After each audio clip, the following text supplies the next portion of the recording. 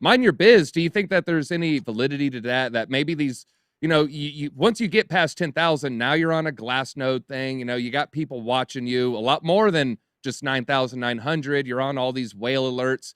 Do you think that might factor in? They just maybe want a little privacy. Say, hey, stop watching my every move here. Well, yeah, I don't know that it actually has to do with privacy so much. But before I dive straight into the answer, just want to say it feels great to be back on Around the Blockchain. It's always a pleasure being on the show. Thank you for having me back. As far as people seeking privacy and trying to get off these watch lists, newsflash, Bitcoin is public ledger, public distributed ledger technology.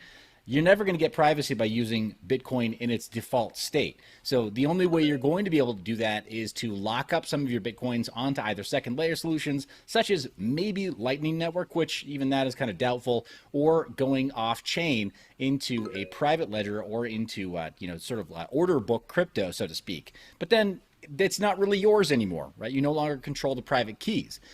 As Bitcoin Zay likes to say, and I love the phrase, right? Not your keys, not your cheese. You need to have those private keys or it's not even really yours. You're not proving anything. So I don't know that it necessarily comes from a desire to be private with Bitcoin per se, DZ, but I do think that it is a problem. Like you said, it's funny, on paper, we look at it as like 5% and it looks like this, it's this really, really sweeping change, right? 1 out of 20 Bitcoin whales has left the building. But that is a problem, right? Sometimes we forget that Bitcoin and the broader cryptocurrency ecosystem, it is kind of a smaller club, really, relative to other massive asset categories.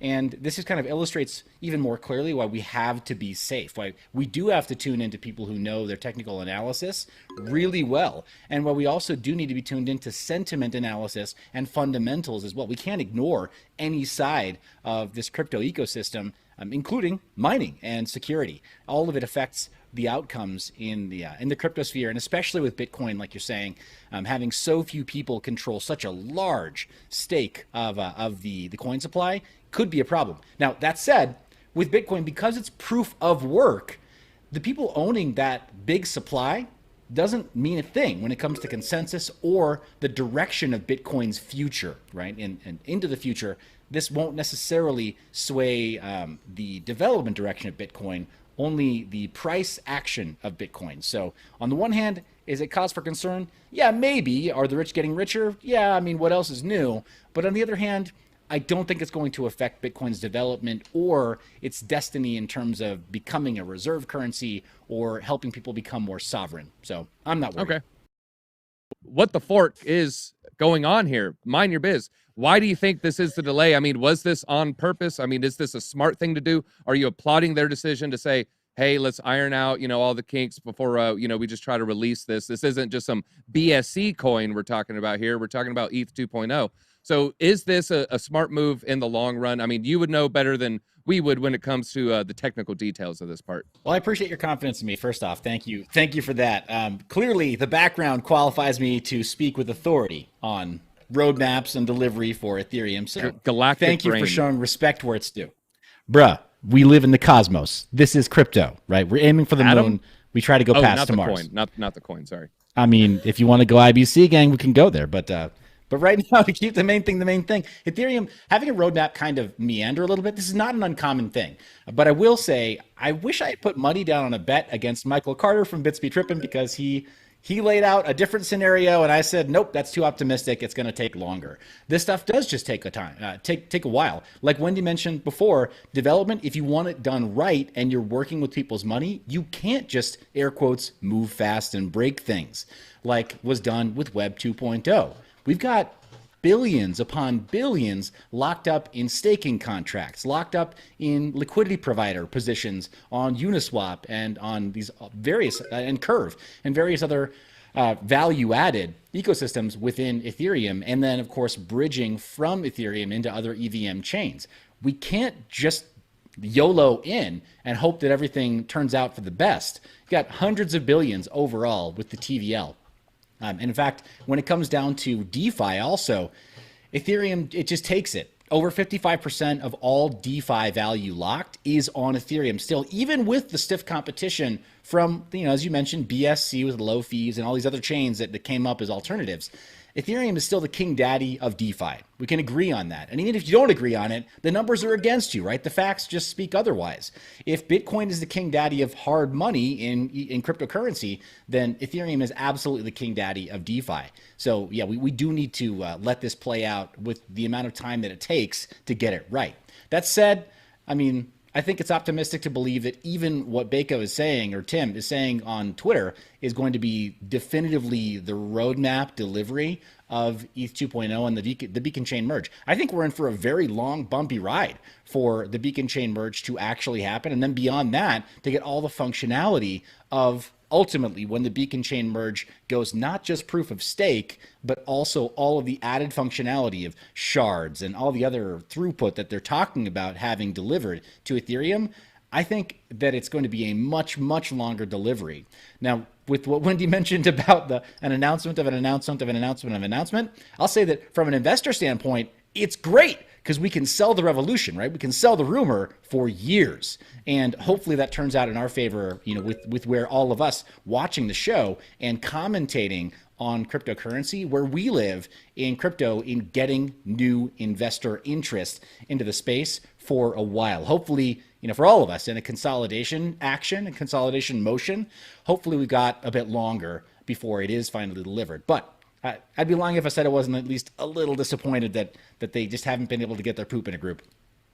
Can you see more problems than benefits, or is the benefits going to outweigh the bad here? That's a tough thing to foresee as well. I think just like Aaron was mentioning before, if we knew the future, many of us would be, well, better off than we are now. So as far as like knowing whether or not people are going to get wrecked, OPSEC is going to be a problem, I think, for a lot of people who are coming into the idea of buying merch with crypto from whatever this partnership is. So I think there's going to need to be just a much bigger push for education from all of us on the panel, as well as from blockchain.com. And of course, from the Cowboys organization, going to need to be a huge wave of education that is blockchain specific.